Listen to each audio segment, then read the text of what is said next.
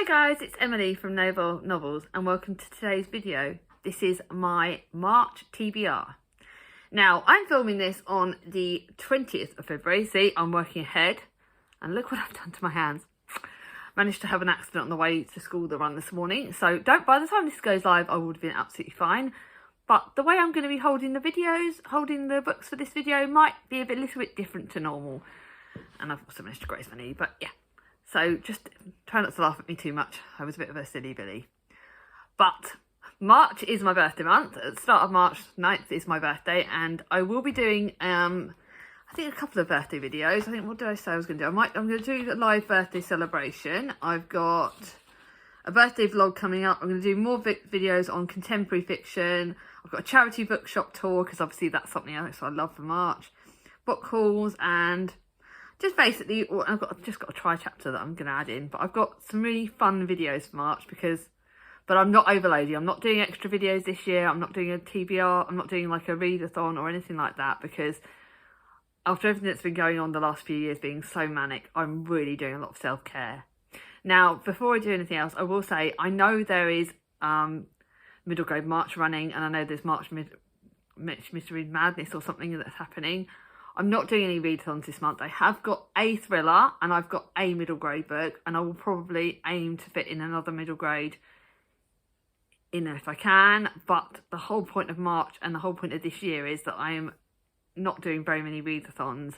I'm not like setting myself too much schedule for my reading. I'm just chilling because I want it to be a lot more chilled. And with it being my birthday month, I picked books that I really am excited by. I picked books that I really want to read.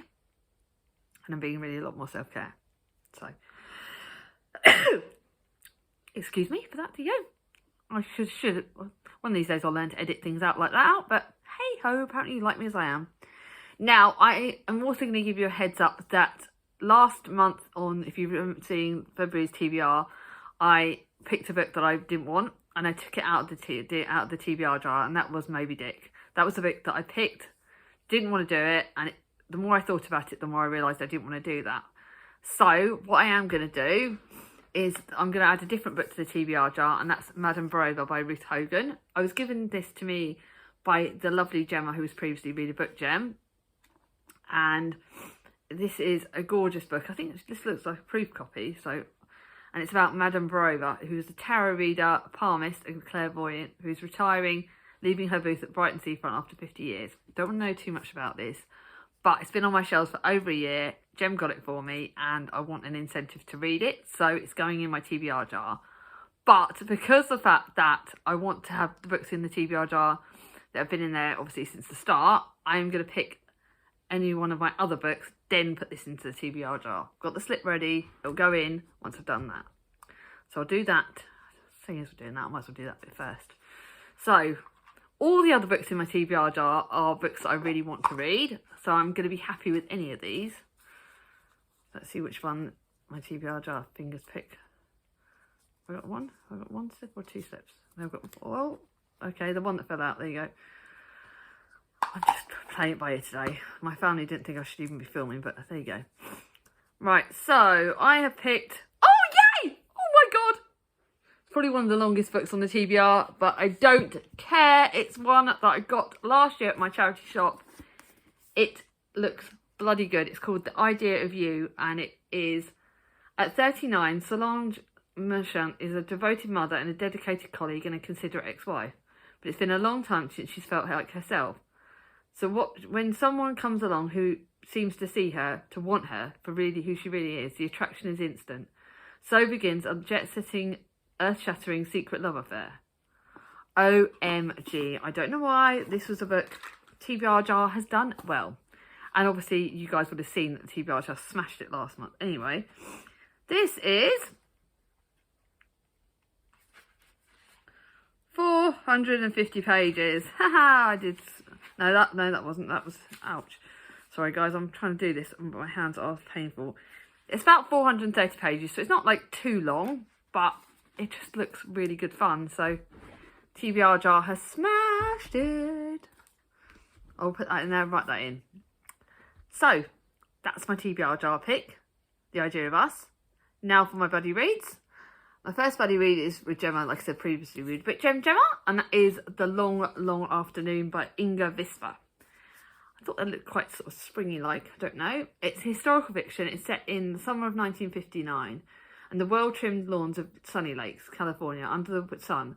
At some point in the long, long afternoon, Joyce Haney, wife-mother, vanishes from her home. When the Haney's neighbours are busy organising search parties, it's Ruby White, the family's help, who may hold the key to this unsettling mystery.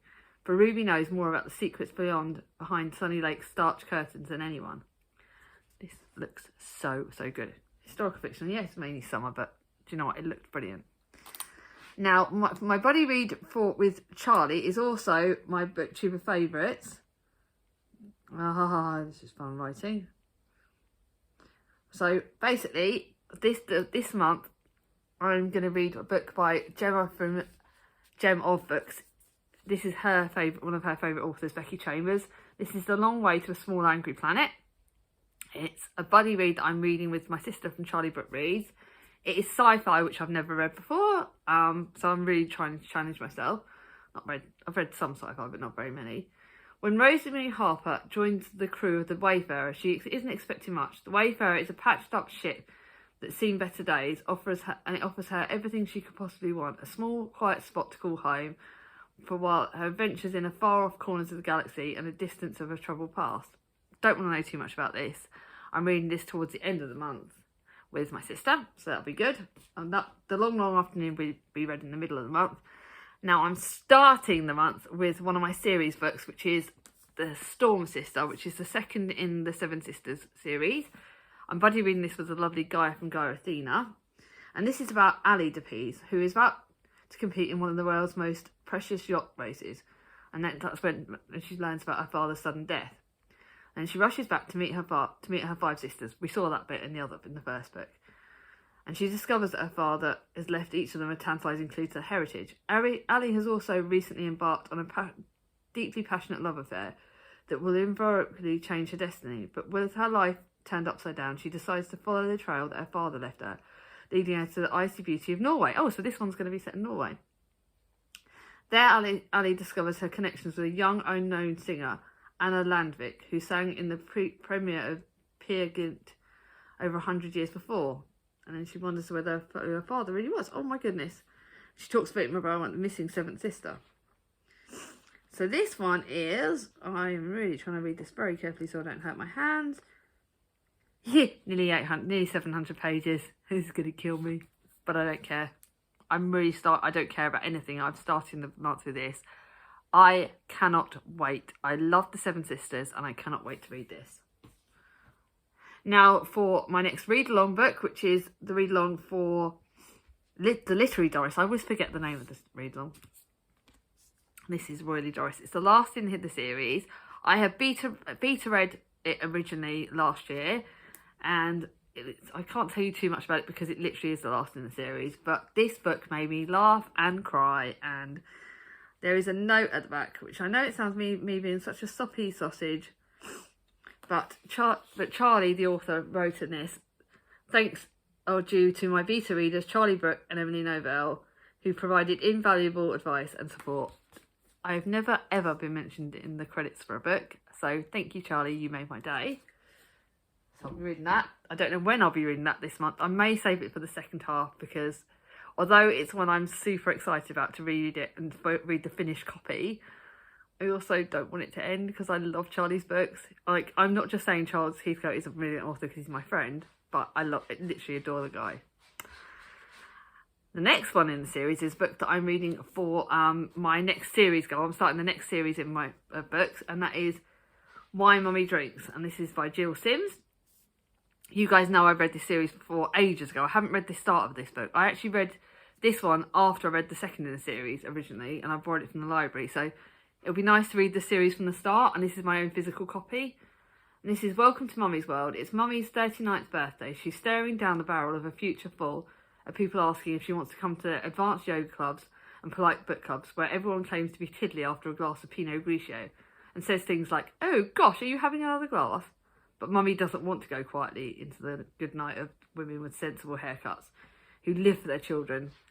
I think this is what stood out for me. It was the first books when I read this that made me feel like I wasn't on my own, because as a mum, I love my kids. You guys know that I speak about them all the time. But I'm not one of those mums that's all about my kids. My kids have got happier mums since I found myself. So, yeah, I can't wait to reread that series and start with that one. Then actually I'm going to do this in a different order. Then my next series book is that I'm reading the last in the Tudor Queen books, my book by Catherine Parr. This is a proofed copy that I got sent by Tandem. And this is literally Catherine Parr's story. We are reading this over March and April. So although this is like, it's actually only 500 pages. So even though my copy is massive, it's not actually that long. So I'm going to read that over the course of the 2 months. And we're reading it with the Tudor Along with the lovely Gem from Gemma Books. And it'll be really nice. The last video will be on my channel in the end of April, probably be the start of May. But yeah, that'll be the last one. Can't wait. Really excited. And we are doing a live show for the book about Catherine Parr on Gem's channel on, I think it's the 4th of March at 8 p.m. So that'll be on Gem's channel. We'll share that on the stories soon. It might have already been shared by now. And now for my reread. This is a reread of a favourite book. I read this quite a few years ago and it was actually my favourite book of the year, and that's This Is Gonna Hurt by Adam Kay. Now, he's recently got a book that's been released, and Undoctored, which my sister Charlie has read and reckons it's brilliant. So I'm going to get that at some point. Maybe I might get it for my birthday, or I'll just buy it for myself. But it's one I want to read. But I thought I would reread this first before I get that. And this is, again, a short book. It's only 260 pages. But I remember absolutely loving this book when I first read it. And it's gorgeous hardback. I found this hardback in the car boot. And this is, obviously, everyone knows about it. This Is Gonna Hurt. It's been made into a TV series. It's been all over BookTube. But it's a reread. And I thought I want to read a favourite book of the year, you know? So, that's that. Now, for my Dickens project, I am going to be reading Martin Chuzzlewit over March and April. I think I bought Martin Chuzzlewit because Charlie from Charles Heathcote talked about it years ago, and the grumpy old git reminds me of Charlie. You know I love you, really. But here, this is probably one of my longest Dickens. It is 920 pages. So reading this over 2 months is going to be fun. But I am going to carry on reading it the way I read Nicholas Nickleby, so 100 pages a go. But the way this is looking, I'm probably going to have to do 100 pages. I'm going to have to do 2 days of 100 pages each week. And this is apparently the finest and funniest of Dickens' comic novels. Wealthy old Martin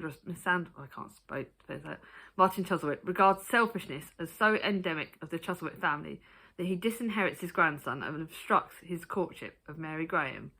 As the intrigues of the plot take hold, domestic tyranny is vividly depicted in the establishment of Mr. Pecksniff, the public villainy, spawning blackmail and murder. Cannot wait to read this.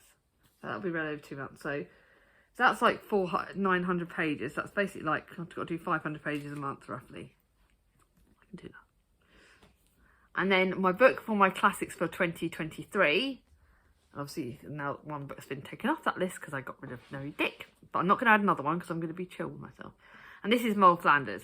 This is an old book, and it's set in 18th century London. Defoe creates an immortal heroine and one of the sharpest portraits of how society worked from a women's point of view.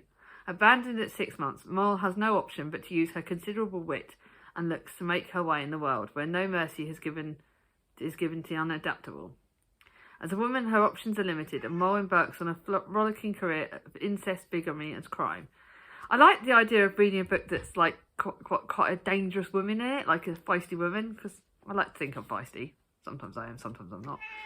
It's not a massively long book, but it's one that I've kind of wanted to read, and I love this edition. I think it's a beautiful edition, so that's my classic for the book. Now, I've got the other books I've got are just for various reasons. They're extra books, but they're all ones I'm excited about, and I thought that's the whole point of my birthday month. I'm taking a lead from Charlie Book Reads in reading what excites me. So the first book on that list is a book that I'm reading for my books in the spring, and this is Walking on Sunshine by Giovanna Fletcher. This was given to me by the lovely Danny from Danny's Book World for my Christmas present, And I love Danny, and this is just looks like a perfect spring book. After Mike loses Pia, his partner of 17 years, best friends Vicky and Zaza rally round. But the truth is, in Pia's absence, they need more than a little help. And I can't wait to read this. It just looks spring. It just, that sunshine, it just looks spring, like it's Giovanna Fletcher. I know I've loved her books. It's not too long. It's just looks like a perfect me kind of smiley book. I'm just looking forward to it. So yeah, can't wait to read that. Then I thought I would pick a thriller, but I thought I'd go a bit down a different route. I would do a book thriller. So it's called The Book Club by C.J. Cooper. The book club was her idea, of course. It was her way into the group, a chance to get close. I knew from the day she arrived she couldn't be trusted. And I was right, because Alice didn't come into the village for peace and quiet. She came for revenge. Thriller, don't want to know any more than this. Not very long, exciting. The words book, the words club, thriller. What more could I want for my birthday month? But I may not read that on birthday week. The book I'm going to save I think I'm going to save this for the second part of the month. And that is because it's Mothers and Daughters by Erica James. It was my book that was given to me by the lovely Andrea from Andrea. I can't remember her name, Andrea Rees, but Andrea got me this for my birthday, for my Christmas present. The words Mothers, Daughters, Spring, Mother's Day coming up at middle of the month, so I'm going to save this for around about Mother's Day. Even happy families have their secrets. I love Erica James's work. Literally love her books. I wanted this when it was in hardback, so to get this as a Christmas present was amazing. Anchor House is the coastal home to where Naomi and her husband raised their two girls. Now widowed, Naomi is building a new life alone, and the arrival of Ellis next door is bringing some long-awaited fun back. Naomi's daughters are very different. Martha is determined and driven like her father, while Willow is a free spirit. The women have always been close, but that doesn't mean they don't have secrets of their own. Now, I think me and my two sisters are very different. You all know Charlie, but we have similarities. I don't think we don't have secrets in our family. Like, trust me, I'm the worst. But yeah, this looks so good. Can't wait to read that. Then a book that I got given, which is the second in the Evelyn Jones series. I got given this by Jack from Spread Book Joy for my birthday as well. And I loved The Haunting of Evelyn Jones. I cannot wait to read the second, and it won't me want to read the third. And this is Evelyn is thrilled when she discovers that the holiday cottage her mum has rented out for the summer is beside a stone circle. Thousands of years old, the locals refer to the ancient structure as the Witch's Stone, and Evelyn cannot wait to learn more about them. When then Evelyn meets Hazel, impossibly cool, mysterious yet friendly, Evelyn soon falls under Hazel's spell. In fact, Hazel is unlike anyone Evelyn has ever met, but she can't work out why. Thank you, Jack. That looks so me. Now, a book that I read, because I just I don't know why, this is another one that kind of like made me think of spring, but it looks gorgeous, and it was just one that I wanted to read. It's set in England. This is the House of Silvermore, and it's set in England in 1899. Josie has never questioned her life as a mining village in South Yorkshire coalfield, but everything changes when she meets Tommy from the neighbouring village. Tommy has been destined for a life underground since the moment he was born, but he has far bigger dreams. Wealthy and glamorous, the Sedgwicks of Silvermore inhabit a world that is utterly forbidden to Tommy and Josie. Yet as the new century dawns, the pair become entangled with the grand family, and they discover a long-hidden secret and learn that nothing is impossible. That looks beautiful. Then my sister Charlie picked this for me, and this is The Love Songs by Andrea Levy. It was actually shortlisted for the Man Booker in 2010. It's my first Andrea Levy, I think, but I know I've heard lots about amazing things about this author. You do not know me yet, but I am the narrator of this work. My son Thomas, who is printed in this book, tells me it's customary to place this at this place in a novel to give the reader a little taste of the story that is held within these pages. As your storyteller, I am about to convey the tale that is set in Jamaica during the last turbulent years of slavery and the early years of freedom that followed. Oh my god, this looks so good. Now, the next one is I think I put this on my books for the spring, but I can't remember. This is M is for Mummy, which is another book about motherhood, so I've got 3 books about that. And this is Lucy Had It All. Exciting career, a rock star husband, great friends, and a pelvic floor muscles that could crack walnuts. And then she had kids. Since giving birth to her second child, Lucy's life is unrecognisable. The romance in her marriage is officially dead. And then, oh, this looks really good. Really, really, really, really good. About motherhood, this is another motherhood one I may start up this month with. I don't know. I don't know when I'm going to read this. You guys can all tell me when to read it, but again, this was given to me by Jem, so I'm grateful for that. And then a book that I'll be reading gradually, I think, over the course of the month, because I find with poetry you need to read it gradually. And this is The Complete Poems of Emily Dickinson. I bought this because I thought it was Victorian, but it isn't.